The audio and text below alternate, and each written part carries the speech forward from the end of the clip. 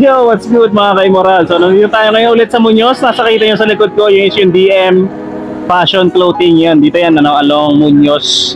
Malapit yan doon sa may nice shop. Basta, malapit yan sa may JBL Muñoz. Doon yung JBL Muñoz at saka yung Muñoz Market. So, new arrival sila ng mga sapatos. Tingnan natin yung mga available na sapatos sa loob. At bago tayo mag-umpisa, kung bago ka lang dito sa channel, please subscribe now. Pakilike yung video.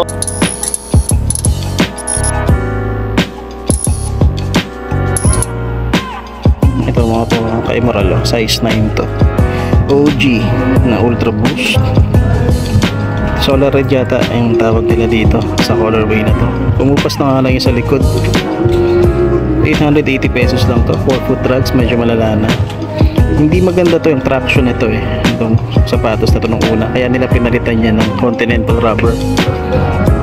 Pero yan siya, 880, size 9. Ito naman kakaibang Joyride naman to, size 9. Ayan, nakalagay Renew Joyride. Tapos yung pebbles yan, nakikita nyo sa loob.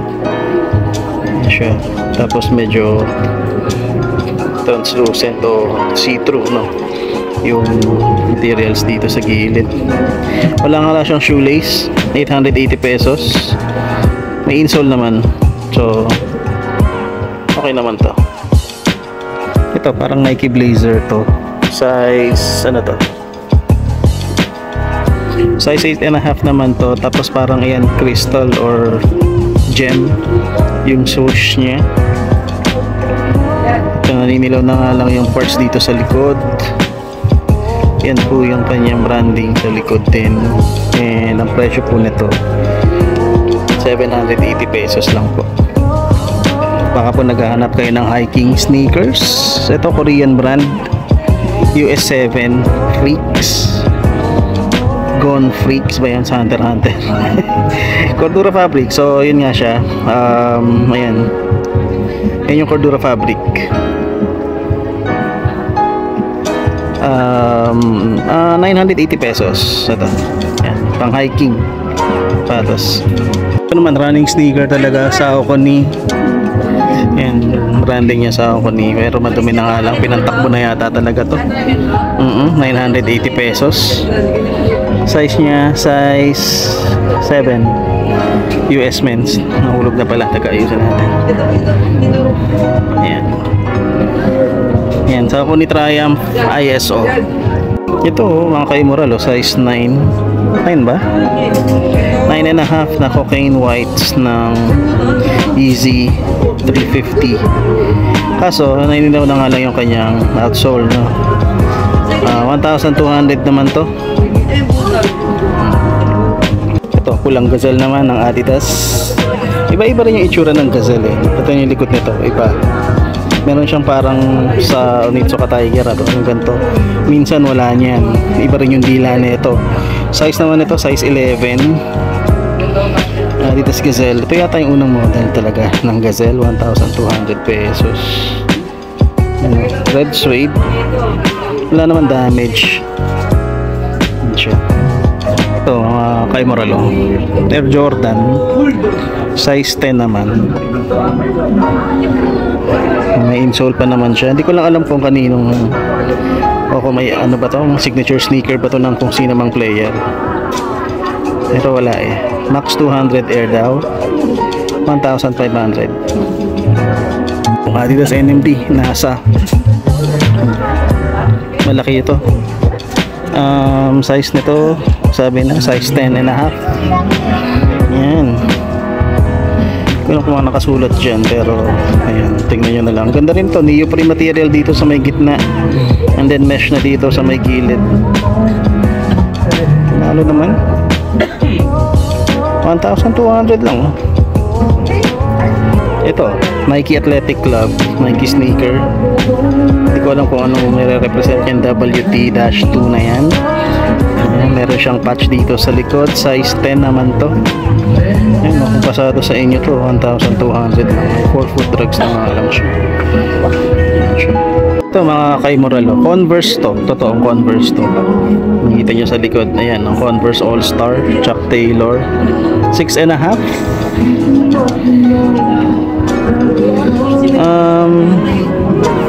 Price niya, wala yata naka-indicate. Tignan natin dito. Wala nakalagay na price. Pero ang alam ko, iba yung presyo ng mga naka-rack. Pero hindi eh. Men's sizes itong mga nandito eh. So ayan siya. May Chuck Taylor dyan. Ito may Jack Purcell dito, mas malaki. Ito, Velcro pa. Converse din. Size 10 naman to. Wala rin siyang price na naka-indicate. So baka kailangan nyo itanong kay madam doon. Ito, suede upper naman ng Vans Authentic. Meron siyang something dito, Scotch Guard, size 10.5. Hindi naman collab yan, ano? Siguro din lang din sa material na ginamit, no? Tanong nga natin kay madam kung magkano yung mga nandito sa racks. Tanong natin. So sabi ni madam, depende pa daw. So itatanong nyo sa kanila kung magkano, kasi hindi pa daw nalalagyan. So siguro kaka-setup lang nito. Hindi pa siguro sila tapos maglagay ng presyo.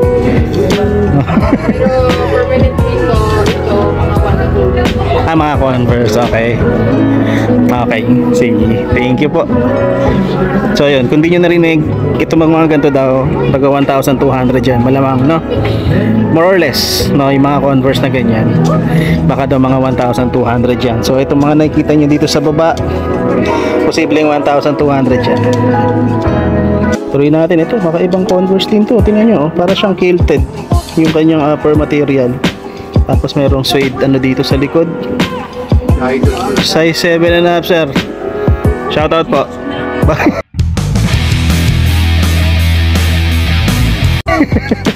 Bati po, bati. Ayan, size 7.5. So ayan, sabi nga ni madam kanina, baka daw more or less 1,200, no? Yung mga Converse na ganyan. So tuloy natin, no? Check natin yung mga nandito sa rack na to sa ilalim. Ito naman, Excelsior. Hindi ko alam kung anong brand to, pero titignan nyo, maganda naman yung actual sneaker, no? Parang palladium din yung itsura nya. Industrial classic. May size tag ba? Tingnan natin, size tag dito. Size 7, Euro 39. Actually wala pa naman siyang put or kahit ano. So baka mga nasa 1,200 din. Itong Adidas Vans na lang ito. Tingnan natin. Style 37, size 10. 37 tuloy. Style 36. Wala pa rin price eh. Pero ayan, solid naman. Heel drag meron na. Actually minimal lang, ano? Almost diretso pa eh. Tsaka hiwalay pa talaga yung Vans tag doon sa may outsole. So, konti nga lang. Kapatas siya nandito. Ayan. So, marami pa dito sa may bandang ilalim. Ito, yung leather material niya ang ganda. Itong Mexico 66 na to na Onitsuka Tiger. Size naman nito, size 43.5. Size 9.5? Talaga ba? So, ibig sabihin pa siya sa atin to. Gusto ko magkaroon ng Onitsuka Tiger eh. So ito, hindi ko alam kung ano yan. Yun lang, matindi na heel drag niya. Pero okay naman to. Ganda talaga ng leather quality kasi. Ayan. Baka na sa 1,200 din daw. Oh, ayun no. Ang tatagong anti-blazer dito.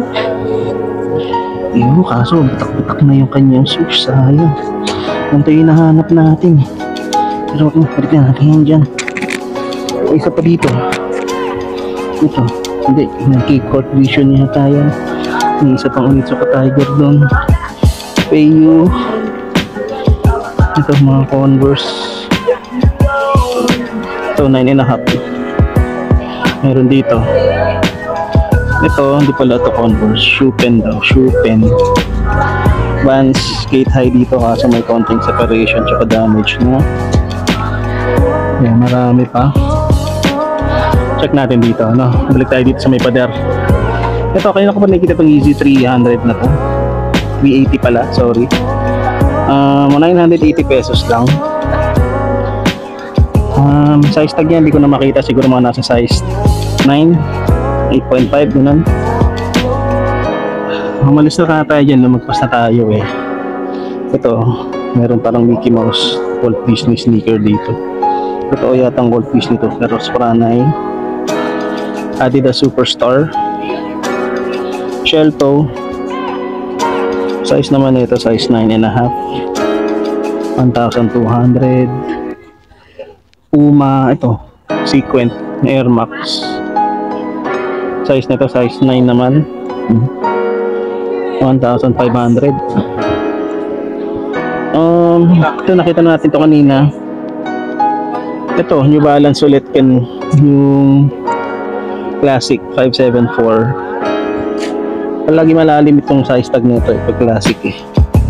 Wait lang, sorry mga kay-moral, hindi ko makita yung size, pero baka man nasa size 10 din to. Mahaba siya eh. Medyo putpud na nga lang, wala na yung 4-foot traction nya. Another Columbia na pang bundok. Tama ba, Columbia? Oo. Size naman ito size 9 US. Outsole nya buong buo pa, 1,200 pesos. Pwede pa. Columbia. Ito may Nike dito. Ito naman tayo dito sa kabilang side. Ito mga running sneakers din, marami. Ito Jordan 1 Low neutral gray. Ito ba to? Lagyan kaya natin ng palaman. Meron ba silang pang palaman? Wala yata silang pang palaman eh. Gusto ko makita itsura niya kapag nakaangat yung toe box. Teka, wala silang pang pang palaman eh. So size 9.5 to, yung neutral gray na to ng Air Jordan 1 Low. Released kailan? Haba natin. So release to 2021 nasagsagan ng mga Air Jordan 1 Lows. May tama na nga lang dito sa may bandang collar. Tapos ayan, may mga scuff marks na rin. Teka, dito na lang sa kabila, ayan. Pero okay pa rin, heel drag lang din, 1,200 pesos. Ayun yung kapares niya, same condition lang din naman. May mga scuff marks din and what not. Tapos ito Air Max. Size naman itong Air Max na to is size 8. Ito naman siya, maganda naman din. Ito yung mga simple lang to eh, mga pwede mo panglakad lang, pupunta kayo sa mall pero hindi ka masyadong poporma kasi gusto mo comfort. Ito yung mga gantong sapatos, 1,200. Ganap kayo ng pang tennis, volleyball or badminton. Ito Mizuno size 9 US. Teka, ayan, size 9 US, Wave Rider 23 pala ito, Mizuno na to. Ganda naman din, 1,200 pesos.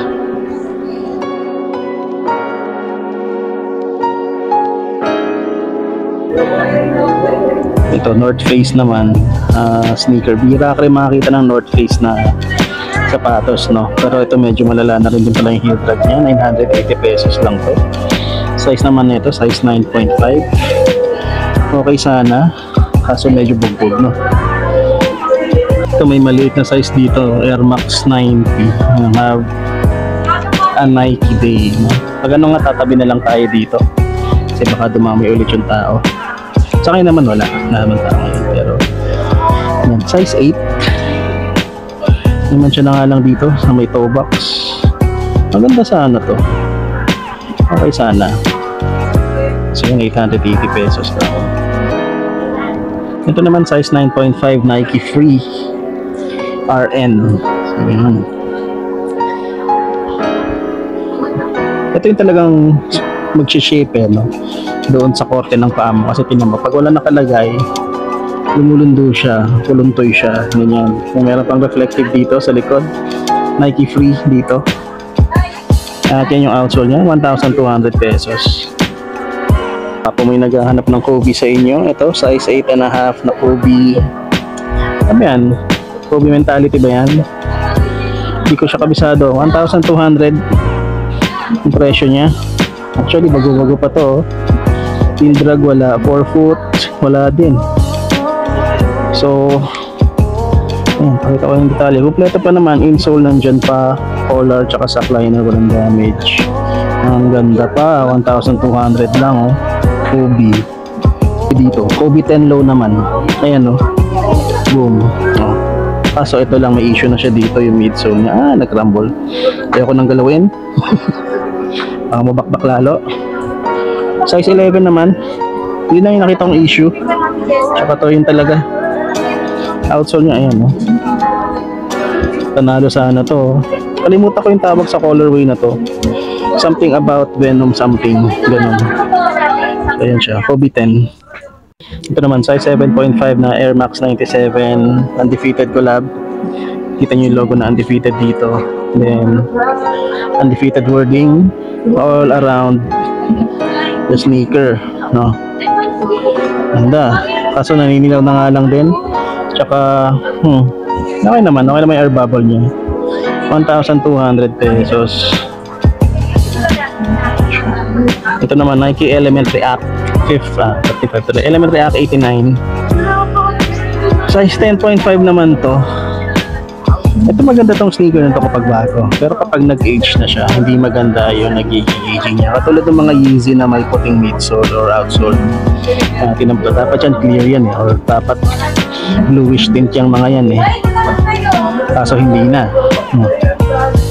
Yan yung outsole niya. Wala pang presyo to.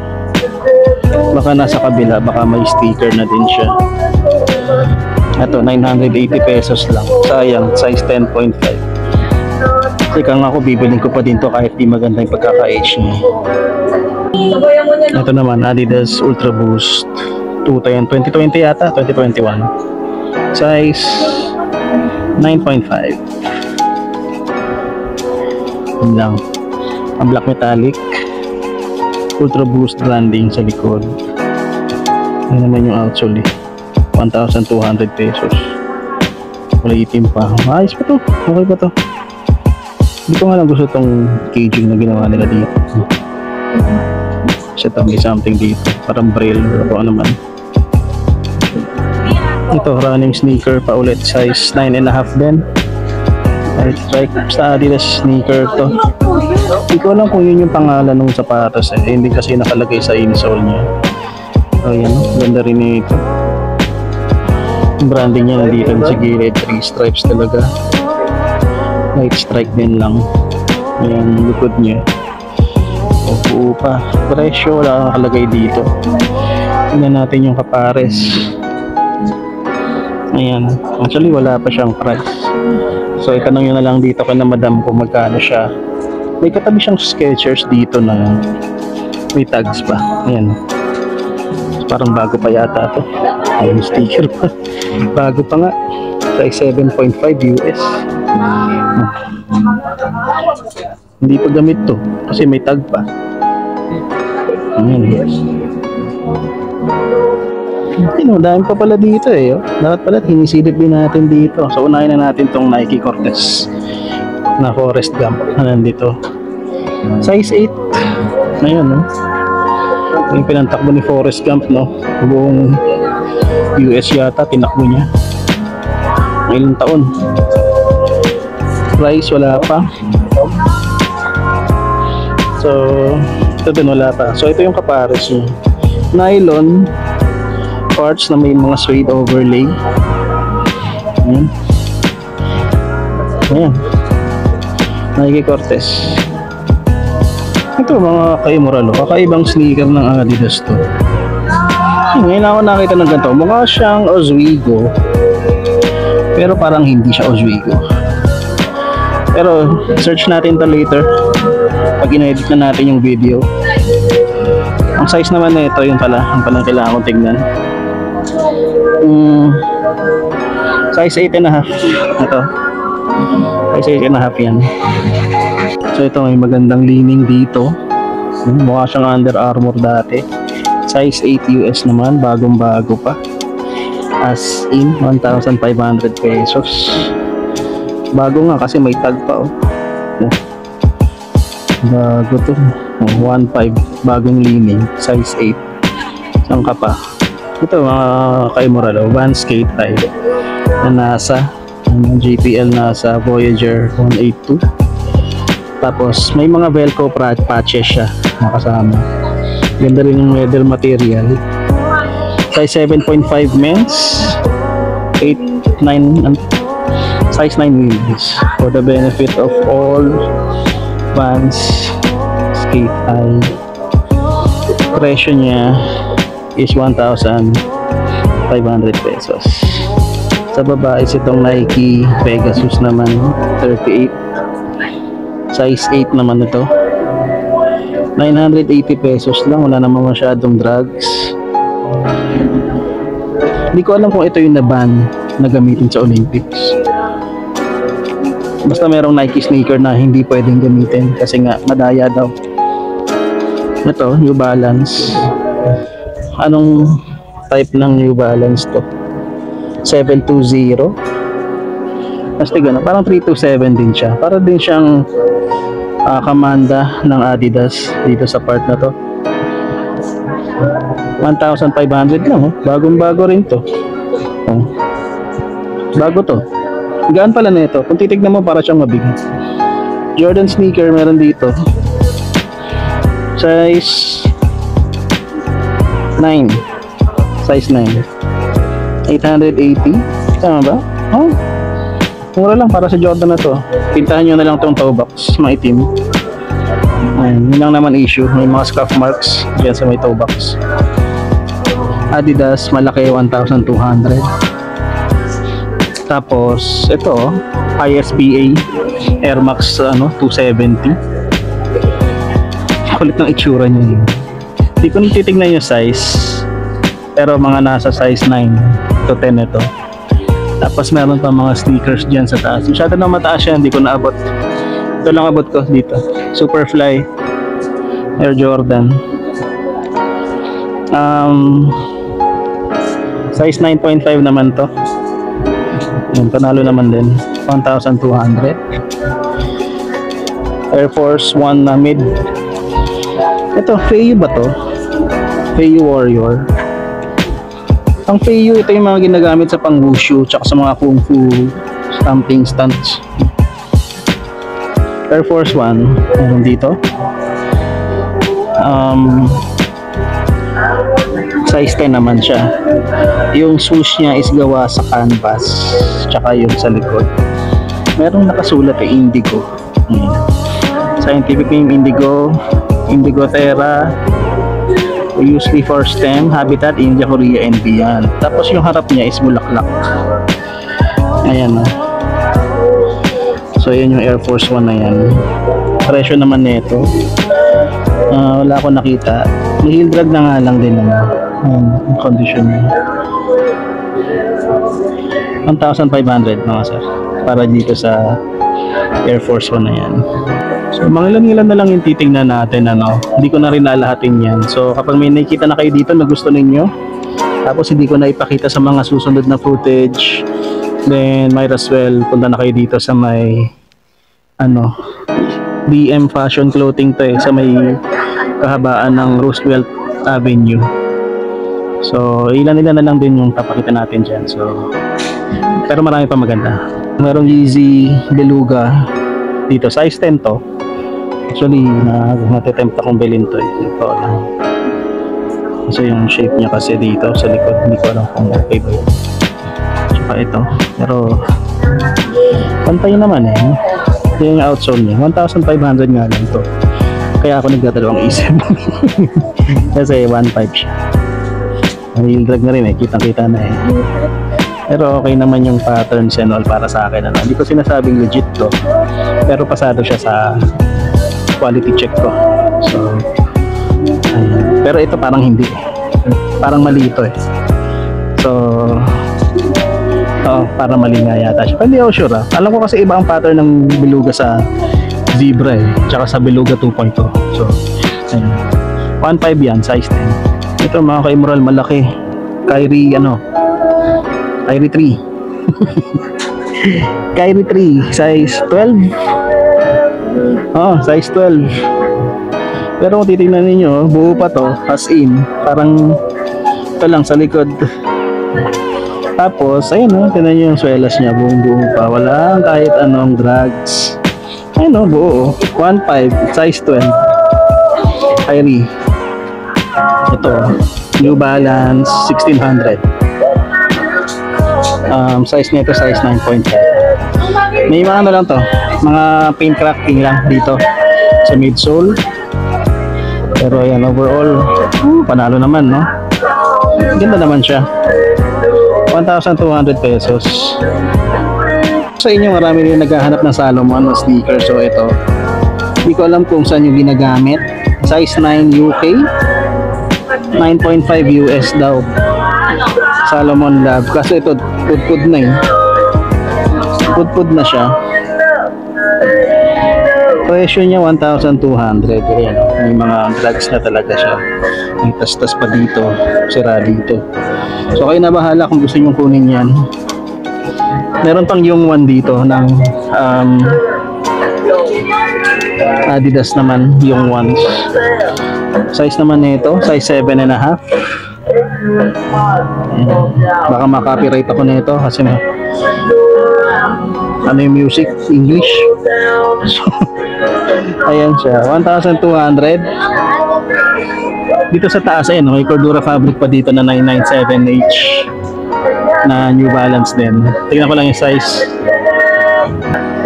Burado yung size tag, mga kay-moral. So ayan na lang, kakita ko na sa inyo kung hindi tas-tas na yung sa loob. Hindi saklay na yung problema, yung actual na loob. Yan yung likod niya, 1,500. Ganda sana to. So hindi natin matansya. Size 7.5 siguro. Ito mga kay-moral, ang ganda nitong Resex na to. Purple, no? Maganda. Nagagandaan talaga ako sa kanya. Gray tsaka purple, maganda pala yung combination na yun. Tapos may iba pang shade, no? Size naman nito, size 4, Euro 7 euro. Yung presyo niya, wala yata pang nakalagay na price. Oo, wala pa. Tsaka may heel drag na rin siya. Pero maganda sana to. Okay yan. So sa hilera na to, no, lahat yan 680 na lang yan. So maraming branded dyan na sapatos. Ayan, may Reebok dyan, may North Face dito, Kappa, diba? Adidas Spring Blade, oh. Diba? So ayan, lahat yan 680. So baka meron kayong mapili pagpunta nyo dito. Hindi ko na may papakita sa inyo lahat yan. Tigahon na rin tayo sa oras. Kailangan na rin natin bumalik.